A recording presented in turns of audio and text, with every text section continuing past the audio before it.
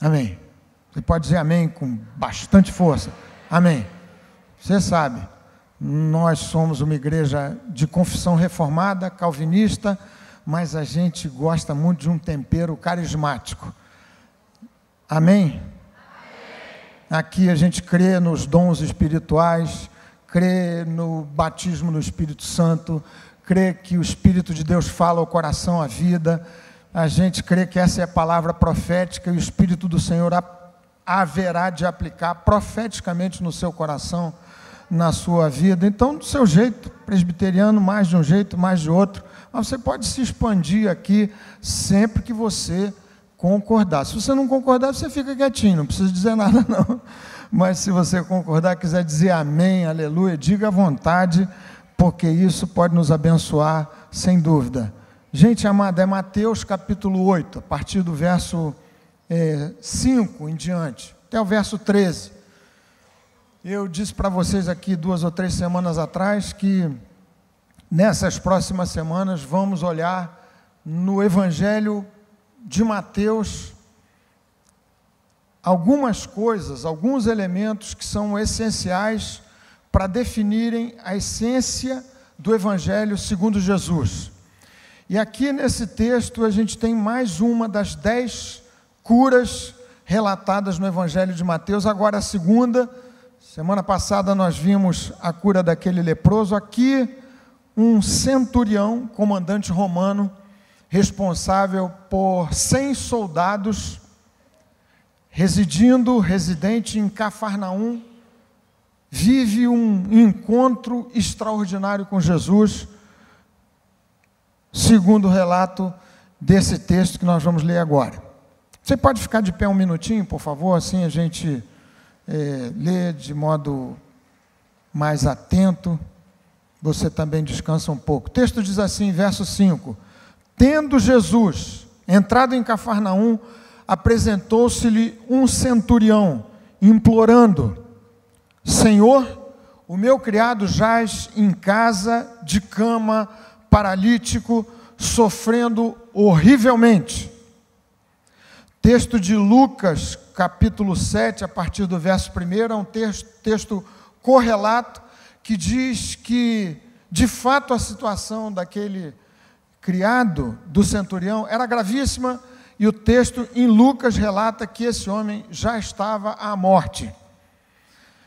Jesus lhe disse: eu irei curá-lo. Diante do pedido súplice, da oração de um homem que se aproxima de Jesus, implorando por uma solução, Jesus, de maneira tão inspiradora, diz simplesmente o seguinte: eu irei curá-lo. Mas o centurião respondeu: Senhor, não sou digno de que entres em minha casa. Sobre essa questão de ser ou não ser digno, de se achar ou não digno, o texto de Lucas diz que os anciãos de Israel, que eram os emissários do centurião, se aproximando de Jesus, disseram: ele é digno que tu lhe atendas o pleito e o pedido, porque ele tem feito muito bem ao nosso povo, ao povo judeu, ele edificou a nossa sinagoga, ele é muito bom. Mas ele mesmo diz diante de Jesus: Senhor, eu não sou digno de que entres em minha casa, mas apenas manda com uma palavra, e o meu rapaz será curado. Esse termo rapaz, significava aqui um termo super carinhoso, como se o homem estivesse dizendo: ele é como se fosse meu filho. Verso 9: Pois também eu sou homem sujeito à autoridade, tenho soldados às minhas ordens, e digo a esse: vai, e ele vai, e a outro: vem, e ele vem, e ao meu servo: faze isto, e ele o faz. Ouvindo isto, admirou-se Jesus, e disse aos que o seguiam: em verdade vos afirmo que nem mesmo em Israel achei fé como esta. Jesus, admirado da qualidade da fé encontrada num romano, possivelmente um prosélito convertido ao judaísmo, mas era um romano, era um gentil. Diz Jesus, admirado com a beleza extraordinária daquela fé manifesta pelo centurião em Jesus. Nem mesmo em Israel achei fé como esta. Digo-vos que muitos virão do Oriente e do Ocidente e tomarão lugares à mesa com Abraão, Isaque e Jacó no reino dos céus, ao passo que os filhos do reino serão lançados para fora nas trevas. Ali haverá choro e ranger de dentes. Então disse Jesus ao centurião: vai-te e seja feito conforme a tua fé. E naquela mesma hora o servo foi curado. Vai-te e seja feito conforme a tua fé.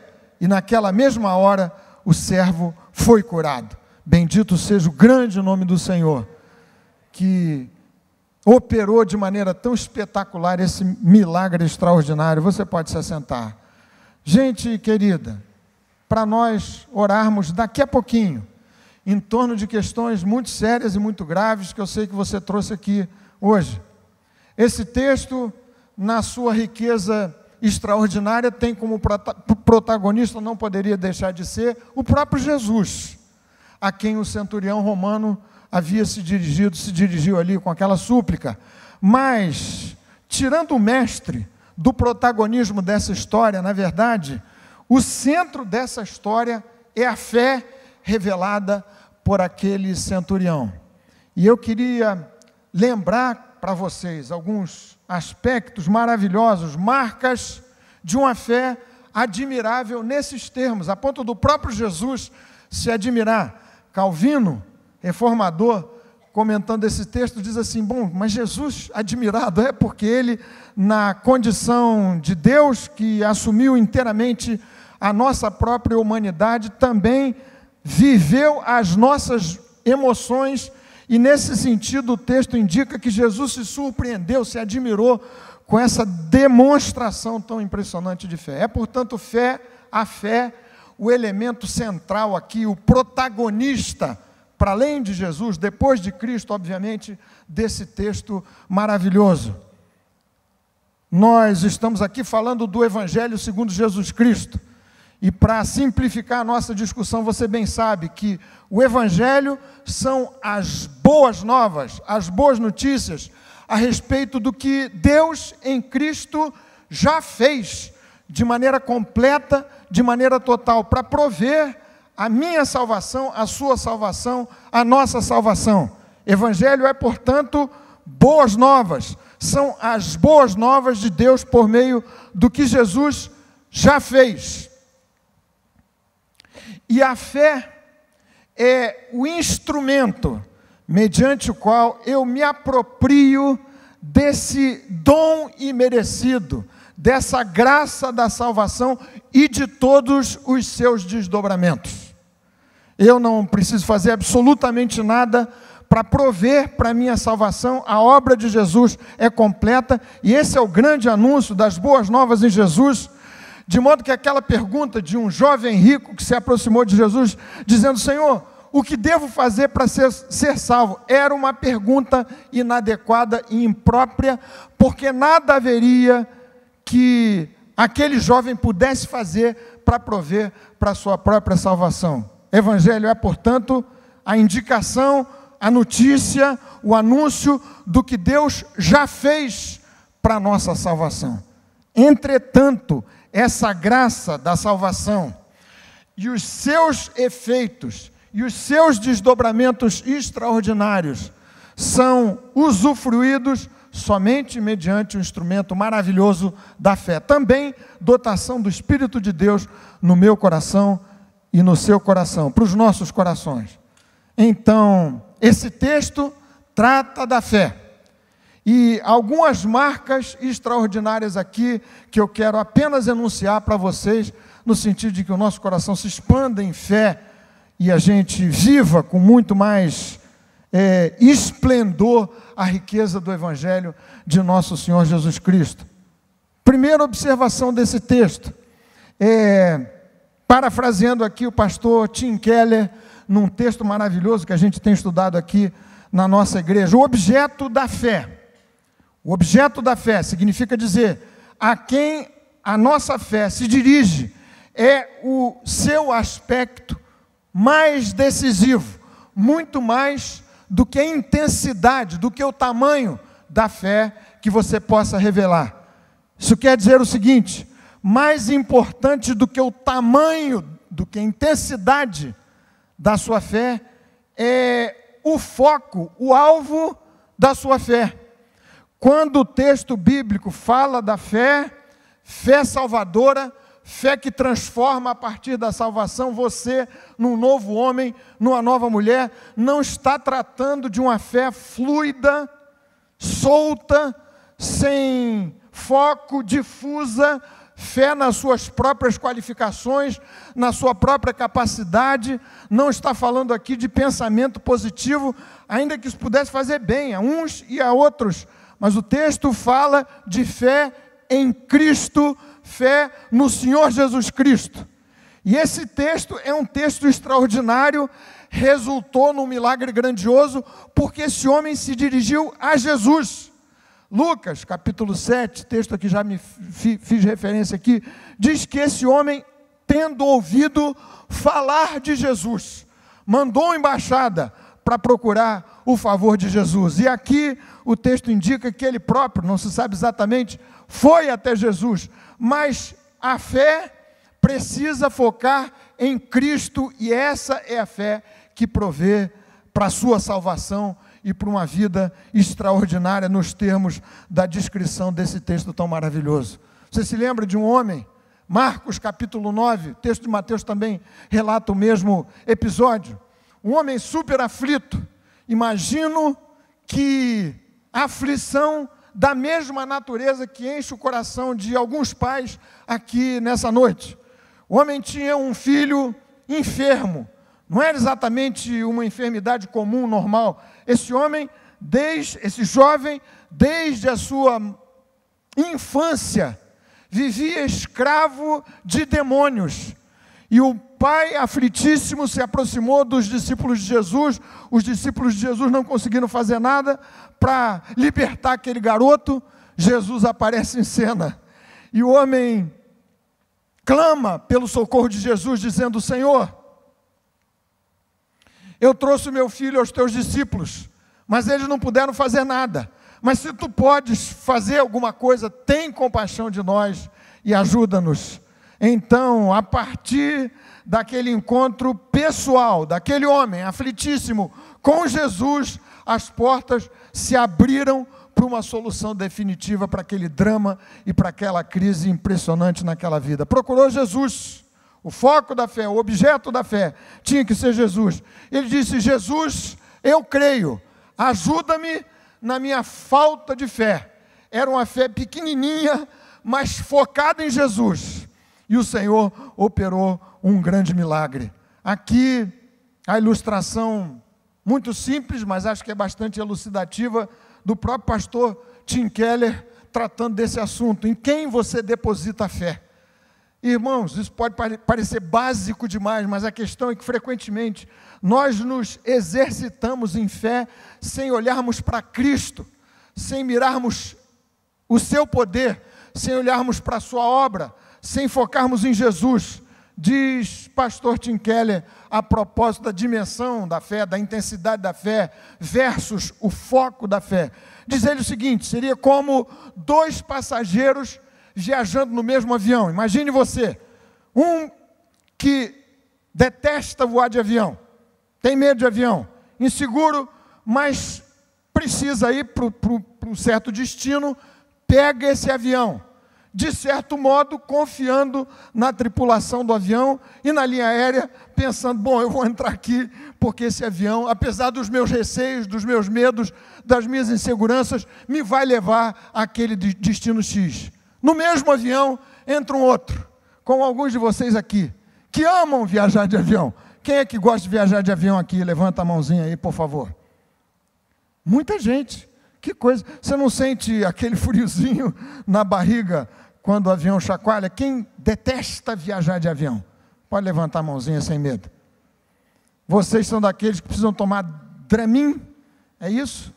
Dá um sono danado, estraga uma semana da sua viagem depois, mas pelo menos você dorme tranquilo. Mas enfim, de volta aqui a ilustração do pastor Tim Keller, junto com um medroso à base de Dramin ou qualquer coisa mais pesada para suportar a viagem, entra no mesmo voo um tranquilão, lendo seu jornal, aproveitando ali o suco de laranja, ou seja o que for, curtindo aquela viagem, horas tranquilíssimas, ambos chegam no mesmo destino final, em condições diferentes, mas ambos chegam no mesmo destino final. Você sabe que é assim que essa viagem na direção da eternidade vai levar uns e outros. É fé no Senhor Jesus Cristo, fé em Jesus. E a questão da intensidade da fé foi dita por Jesus algumas vezes. Por exemplo, ele diz: se tiverdes fé como um grão de mostarda, uma das menores sementes que se poderia identificar.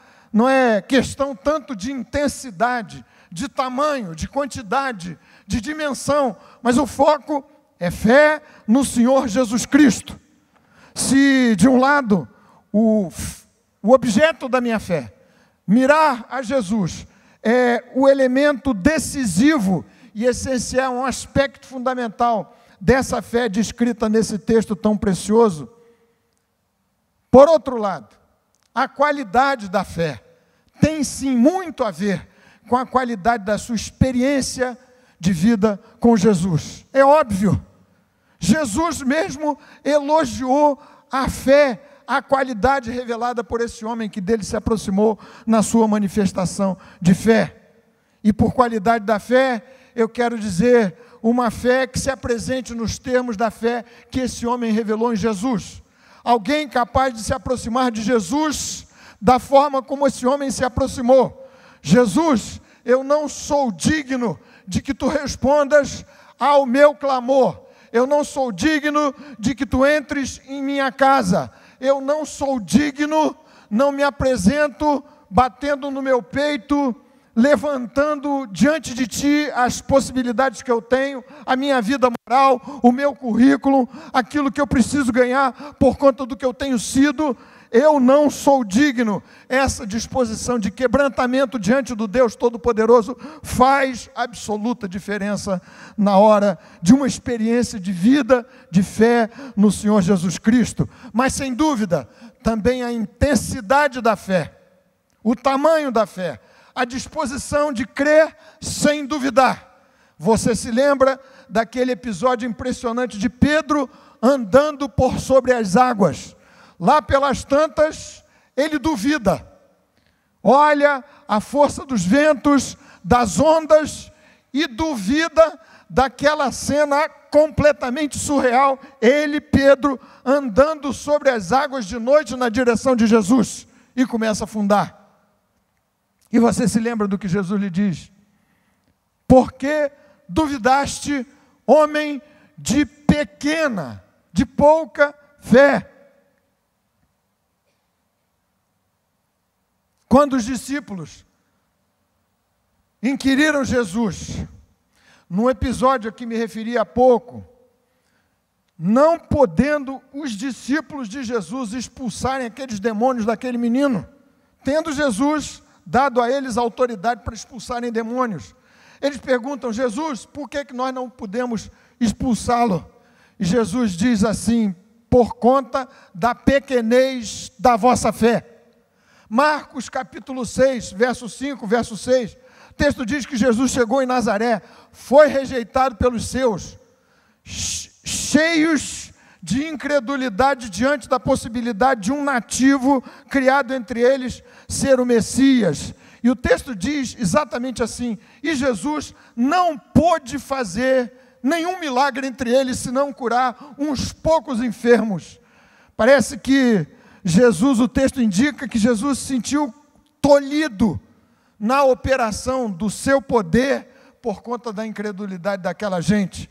Significa dizer que se, por um lado, é verdade que o foco em que deposito a minha fé, fé em Jesus, este é o elemento, o aspecto mais decisivo da fé. Por outro lado, a qualidade da fé manifesta em Jesus e com a qual eu devo viver minha experiência com Ele, faz completa diferença. Você se lembra também Jesus emendando a pastoral para os seus discípulos nesse mesmo episódio, dizendo: porque se tiverdes fé como um grão de mostarda, já citei o texto, direis a este monte: passa-te daqui para acolá, e assim será convosco, e nada vos será impossível. E eu sei que, certamente, quando você, tanto quanto eu, ouve essa afirmação de Jesus, lê esse texto, fica pensando: mas não é possível. Deve haver várias ressalvas. É preciso situar esse texto no contexto. Sem dúvida que eu preciso situar esse texto no contexto. Mas a questão é que, frequentemente, eu espremo, eu encurto o alcance das possibilidades da fé por conta da dúvida no meu coração, da incredulidade na minha alma, e ainda que esteja a viver com Jesus salvo por conta da operação da sua graça em mim, vivo uma qualidade de vida sofrível. De volta a esse exemplo tão simples do pastor Tim Keller, ele não avança assim para dizer: mas por conta da baixa qualidade da fé que a gente frequentemente revela ao viver com Jesus, é que alguns chegarão na eternidade, no destino final, mas à base de Dramin, sem aproveitar absolutamente nada da viagem, vivendo mal. Não é assim que alguns salvos, andando com Jesus, vivem uma vida tão pobre, não aproveitam absolutamente nada da viagem, enquanto do seu lado tem alguém aproveitando gostosamente, como se estivesse na primeira classe, do mesmo avião, na mesma direção, no mesmo sentido, sob o comando da mesma tripulação. Comentando esse texto, cito novamente, reformador Calvino, diz ele, a propósito exatamente do aspecto super admirável da fé revelada por aquele comandante romano, diz Calvino: nossa incredulidade não permite que Deus seja liberal conosco.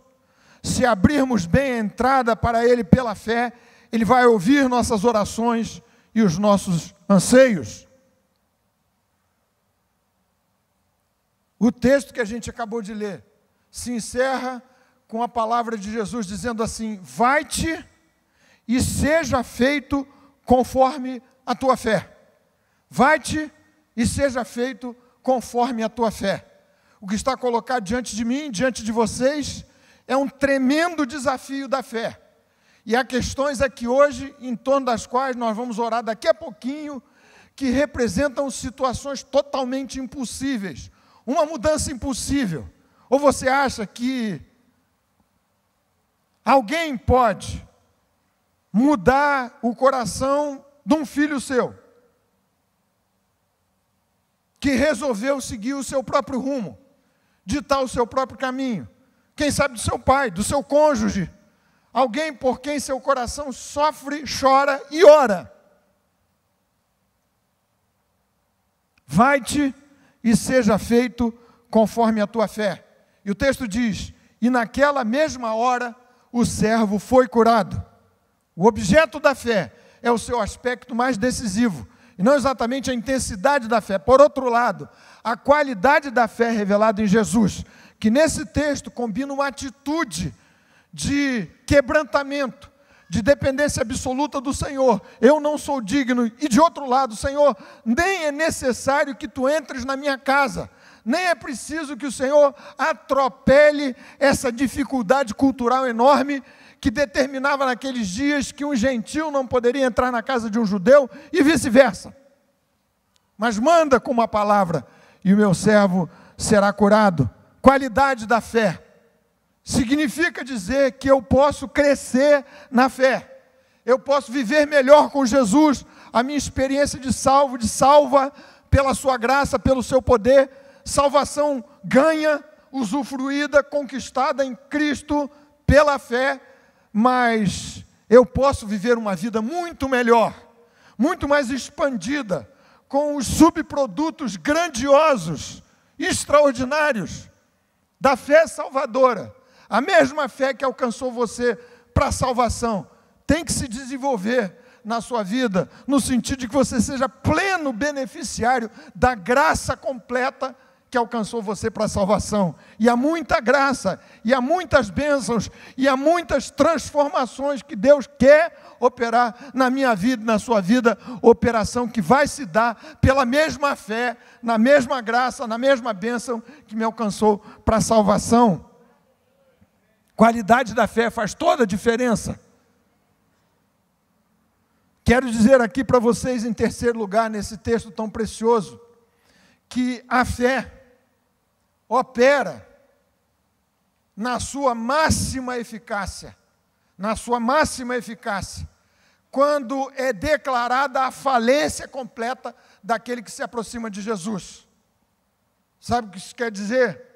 Que enquanto você se aproxima de Jesus como uma entre outras alternativas, como alguém que pode abençoar, mas você também tem outros recursos, antes da falência completa, que resulte numa entrega completa, que resulte numa súplica nesses termos: o homem poderoso, comandante romano,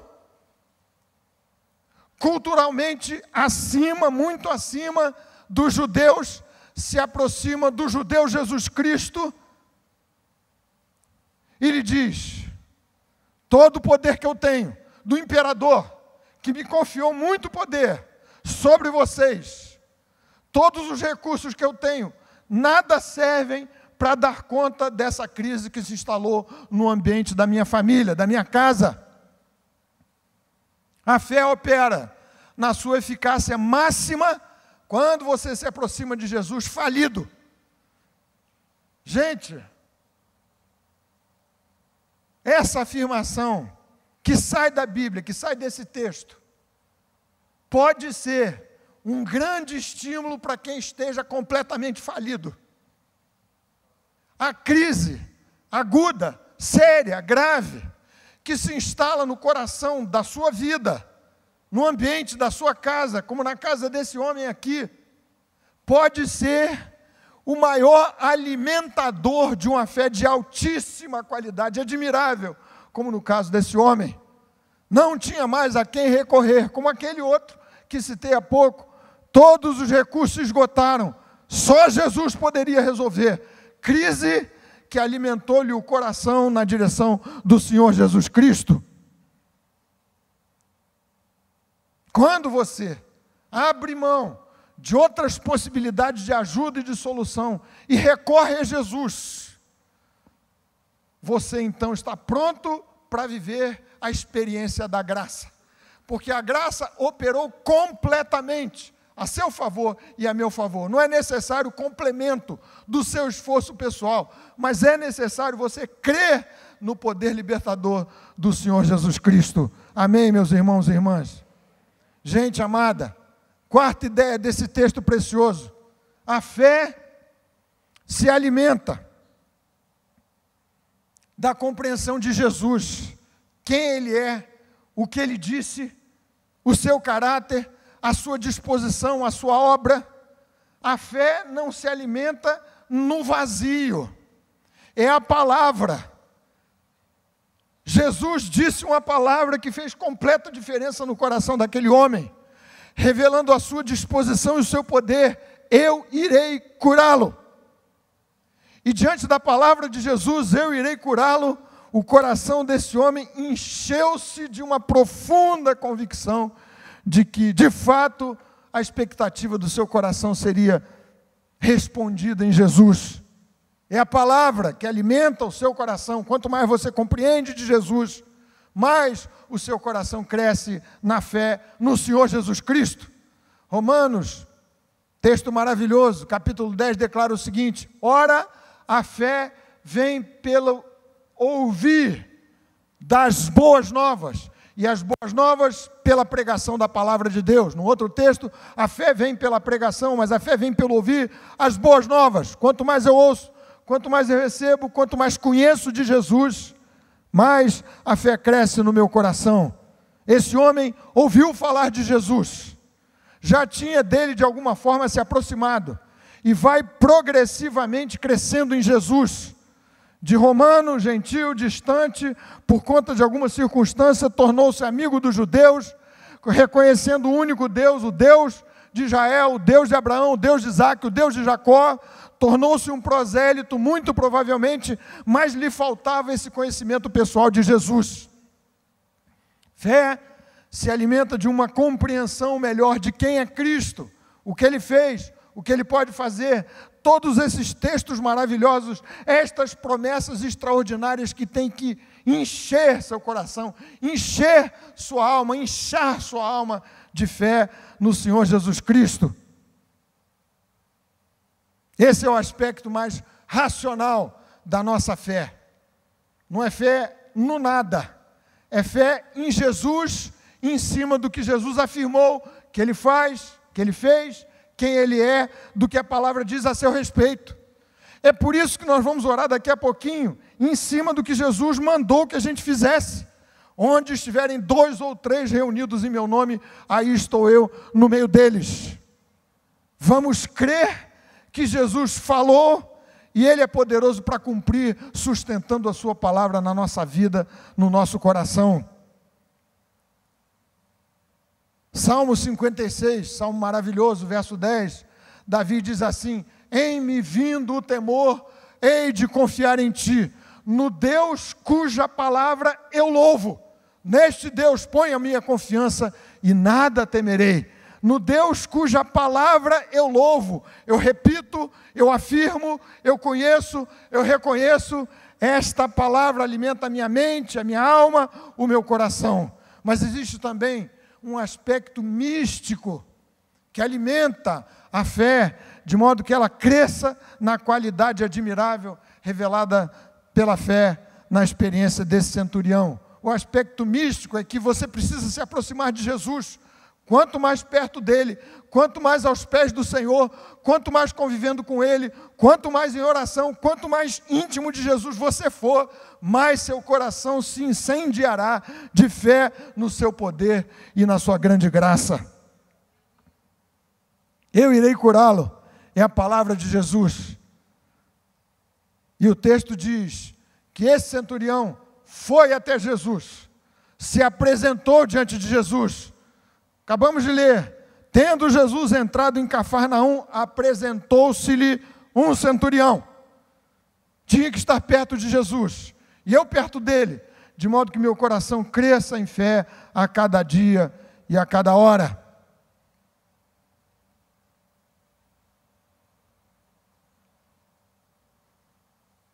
Quinta lição que eu quero destacar desse texto aqui. Os benefícios do Evangelho são alcançados progressivamente, à medida em que a sua própria fé cresce no Senhor Jesus Cristo. Você é salvo e não vira da noite para o dia um produto acabado. Um homem perfeito em Cristo, você sabe que não é assim. Nasce de novo, pelo efeito da graça de Jesus, de que você se apropria pela fé. Esta mesma fé precisa continuar operando a transformação da sua vida no novo homem em Cristo. Foi assim com esse homem. Ele foi caminhando, já lhes falei, virou um prosélito, encontrou-se com Jesus, ouviu falar de Jesus à distância, soube dos feitos de Jesus, e diante de uma crise aguda que se instalou na sua casa, foi ele próprio até Jesus, crescendo, se aproximando mais e mais, progressivamente. É como se você, presidiário, pecador como eu, condenados todos à morte, uma sentença horrível sobre as nossas vidas, recebêssemos pela graça de Deus em Cristo a liberdade da salvação. Isso acontece de uma vez, nasceu de novo, está livre. Mas você precisa progressivamente ir mudando de regime na prática. Tragédia é que a gente que, em sendo de fato liberta por Jesus, continua vivendo na jaula de uma masmorra horrorosa, de uma prisão, da qual ele nunca sai. você precisa progredir de regime. Saiu da prisão perpétua, vai saindo, de fato e de direito. Direito você já tem no Senhor. Vai crescendo na direção de Jesus. Você precisa ser melhor a cada dia, eu também. Todos nós, diz Paulo, segunda carta aos Coríntios, capítulo 5, com o rosto desvendado, contemplando a glória do Senhor, somos transformados de glória em glória na sua própria imagem, como pelo Senhor, o Espírito. É pela fé, a mesma, que garantiu o acesso à graça salvadora, mediante a qual você haverá de ser transformado. Citação outra vez do pastor Tim Keller: o Evangelho muda tudo.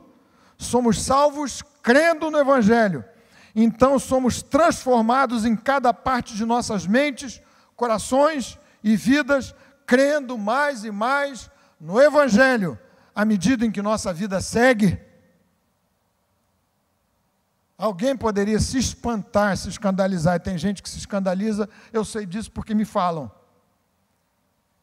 Nunca pensei que fosse encontrar, não vou dizer que seja na Betânia, mas numa igreja, porque isso não acontece aqui com a gente, estou falando aqui hipoteticamente, uma pessoa tão ruim dentro da igreja. Que loucura!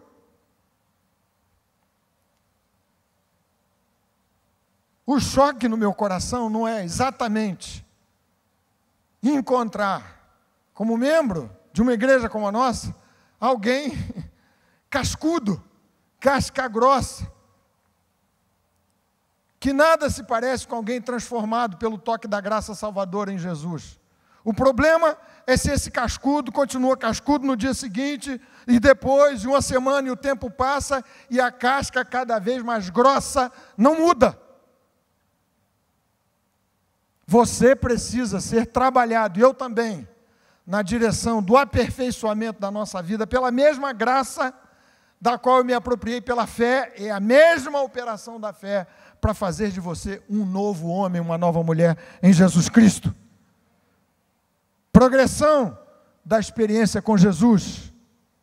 O texto me diz, e eu já vou convidá-los para orar, que minha fé em Jesus precisa ser posta a serviço de alguns, isso vamos fazer daqui a pouquinho, que não podem caminhar por suas próprias pernas até Jesus.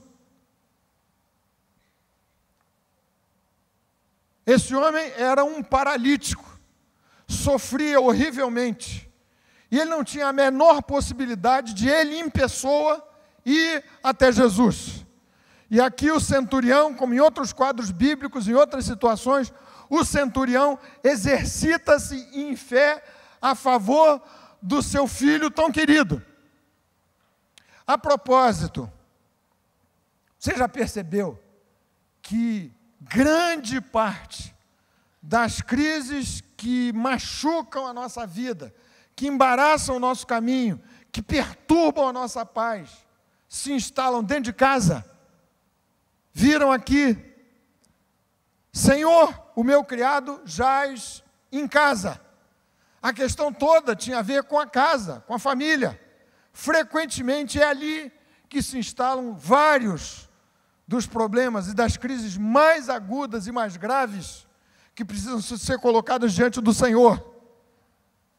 E esse texto me ensina que é possível exercitar a minha fé em Jesus a favor de alguém que não esteja aqui, que não seja capaz de se dirigir até Jesus por suas próprias pernas, por conta da sua própria condição.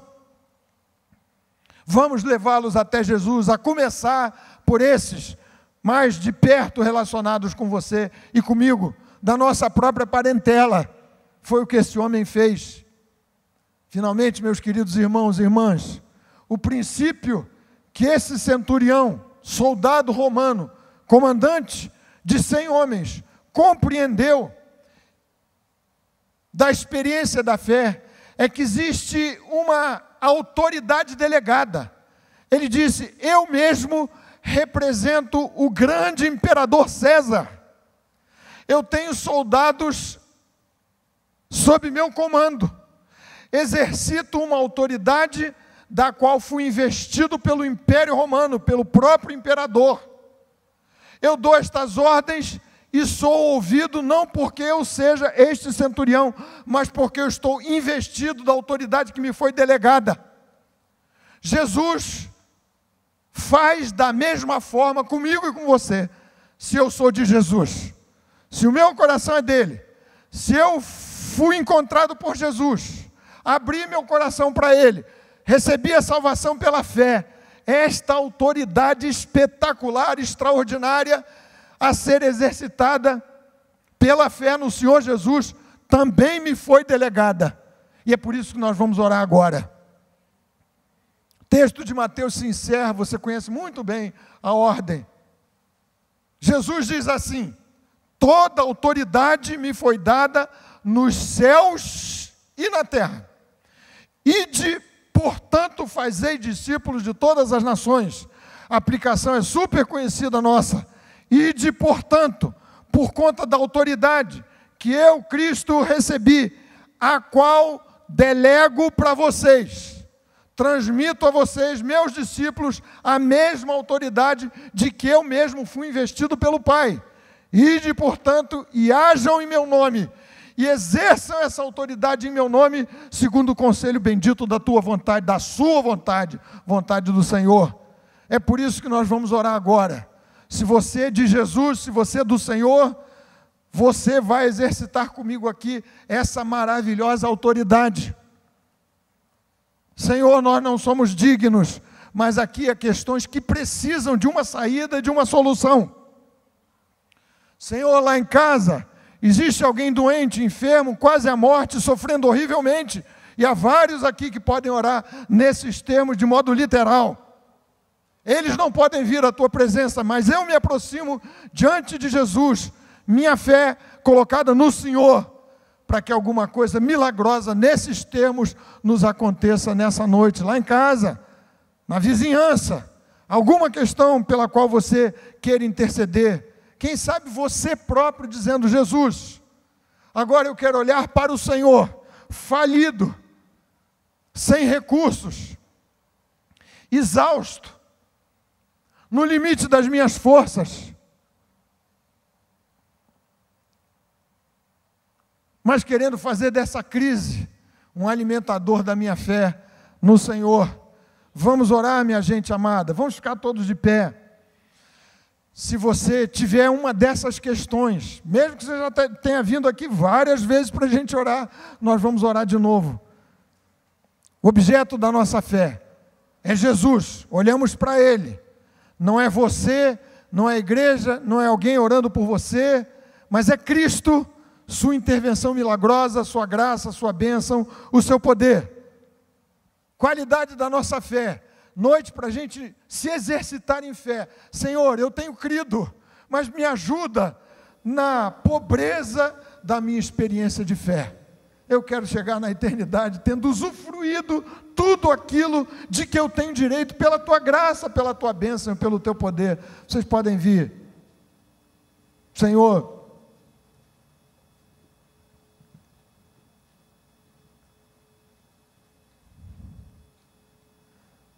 se o Senhor declarou que, segundo o conselho da sua vontade, tudo é possível, fico me perguntando, será que não é vontade de Deus que você tenha um pouco mais de paz dentro da sua casa?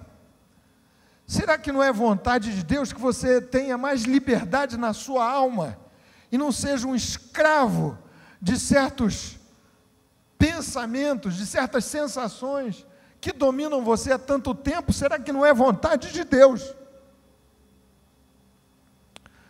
Nós vamos orar como quem exercita essa autoridade. Jesus dizendo para os seus discípulos: toda autoridade me foi dada no céu e na terra. Ide, portanto, nós estamos aqui diante de Jesus, pedindo que essa extraordinária experiência da fé, essa admirável qualidade da fé, que aquele centurião romano distante do Antigo Testamento, das Escrituras, mas que ouviu falar de Jesus e dele se aproximou em fé. se aplique na nossa vida nessa noite. Tanta coisa para colocar diante do Senhor, não é, gente? Tanta coisa, tantas dúvidas. A gente não se arrisca a explicar. Esses dias visitei alguém, a família reunida, aqui muito perto da igreja, e disse para o pastor Josué: olha, ali cheguei e não me senti encorajado a argumentar o que quer que fosse. Apenas abrir a Bíblia, orar, ler um texto, reafirmar a nossa convicção na palavra de Deus infalível e orar por aqueles 2 doentes. É assim que nós vamos nos colocar diante do Senhor e ouvir dele: seja feito conforme a tua fé. Para que você não se desespere com a fraqueza da sua fé, tanto quanto eu. Vamos nos lembrar de Jesus carinhosamente acolhendo aquele homem que lhe disse: Senhor, eu creio, ajuda-me na minha falta de fé. O Senhor o ajudou a crer um pouco mais. Seu filho ficou completamente livre. Senhor bendito, tu sabes todas as coisas que trazem os teus filhos e filhas nessa noite aqui diante de ti. Alguns talvez que tenham se esgotado procurando soluções e saídas com a fé mal colocada num ídolo, em si próprio, nas suas forças, tentando pensar mais positivamente a respeito da vida, na religião, na igreja, em alguém. Ó Pai bendito, que o olhar esteja completamente colocado no Senhor Jesus Cristo, como insistente recomendação da tua palavra, olhando firmemente para Jesus, o autor e consumador da nossa fé. Olhamos firmemente para Jesus nesta noite e te apresentamos todos esses quadros: o filho, a filha, o irmão, a irmã, o cônjuge, como aquele homem, dizendo: Senhor, lá em casa, há alguém jazendo, sofrendo horrivelmente, tão perto de nós. Age, meu Senhor bendito, nessa mesma noite. Pedimos que tu alivies a pressão do peito, da alma, do coração, que tu tires toda a opressão de natureza infernal e maligna, que tu recomponhas o equilíbrio das emoções, da mente, dos pensamentos, que se voltem totalmente para a palavra de Jesus: eu irei curá-lo. Meu Senhor, tu conheces os segredos das almas das tuas filhas e dos teus filhos nesta noite. Visita-nos a todos, dá-nos a mesma bênção e a mesma graça, esse evangelho glorioso da graça e da salvação, que tu nos permitas avançarmos nesse caminho bendito de glória e glória, olhando a face bendita do Senhor. Ó Pai, pedimos que tu visites o João Medeiros com uma graça especial nessa hora e nessa noite, em nome de Jesus. Põe tuas mãos sobre ele. Com ele te pedimos por outros filhos nossos, que recebam o toque da cura divina, que tu nos ajudes a progredirmos na fé, a olharmos mais o Senhor, a viajarmos melhor, com mais tranquilidade, com melhor usufruto das bênçãos dessa maravilhosa caminhada, dura, difícil, estreito caminho, mas ao lado do bom Salvador Jesus Cristo. Te louvamos com toda a força do nosso coração, em nome de Jesus. Amém Amém. Louvado seja o grande nome do Senhor. Gente amada, nós oramos aqui. Olha, você simbolicamente deixa aqui nesse lugar a carga, o peso, o entulho, o fardo. Não leva de volta com o seu coração, não. A gente colocou diante de Deus pela fé. E uma coisa extraordinária Deus já fez, haverá de fazer na sua vida, na minha vida, nas nossas vidas. Bendito seja o grande nome do Senhor. Amém. Pode voltar para o seu cantinho, por favor. Nós vamos cantar, não é isso, gente? Vamos cantar.